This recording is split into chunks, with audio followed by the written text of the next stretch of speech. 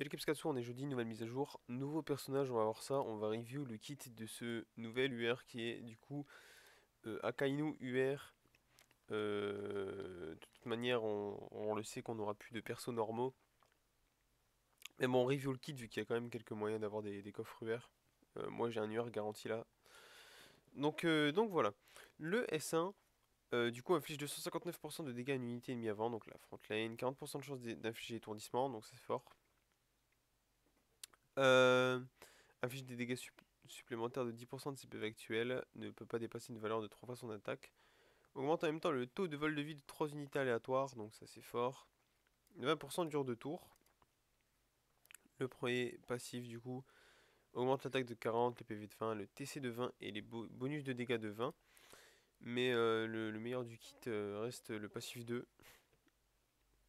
Et ce spell qui du coup inflige 100%, 212% de dégâts à la ligne avec le plus d'unités ennemies, 70% de chance d'ajouter brûlure pendant 2 tours, 50% de dégâts supplémentaires aux unités à l'avant autre que la cible de base, inflige des dégâts fixes de 90% et son attaque à toutes les cibles, pardon,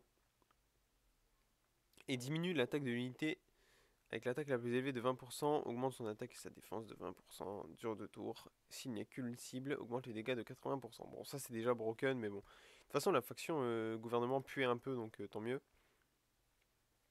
Dommage que ce soit à travers des UR. Et du coup, le passif numéro 2, toutes les attaques infligent des dégâts supplémentaires à la cible d'une valeur de 10% de ses PV perdus, ne peut pas dépasser 3 fois l'attaque du lanceur lorsque les PV de Akainu sont inférieurs à 50%, obtient puissance magma, dure toute la bataille, et c'est pas débuffable. Le porteur est immunisé contre brûlure violente, bon ça on s'en branle un peu. Efface tous ses propres effets négatifs, ça c'est cool. Restaure 30% de ses PV max et 30% de tous ses dégâts d'attaque sont convertis en PV. Donc du lifesteal je suppose. Et sa propre réduction de dégâts est augmentée de 20% au début de chaque tour. Restaure 10% de ses PV max, ça c'est un peu broken, hein. Dure pendant toute la bataille, donc bon, si t'es contre, enfin, c'est un peu broken, après faut les tomber les PV. Mais 10% c'est pas non plus énorme, mais enfin ça dépend. Voilà, avec des combos illégales du genre la rune résurrection, ça peut vite faire quelque chose de dangereux. Ça c'est pour la review du kit. Demain il y a une nouvelle bannière avec un rayon de la bannière souhait bien évidemment. Demain un nouvel event du coup avec la bannière qui va arriver. Voilà, bon moi je m'en fous de la bannière. Mis à part ça, toujours pas. Enfin, il y a eu des petits fixes sur l'aventure, parce qu'il y avait eu des petits bugs dans la campagne. Il y a pas de. Sinon, il n'y a pas vraiment de nouvel event pour l'instant. Ça va arriver demain.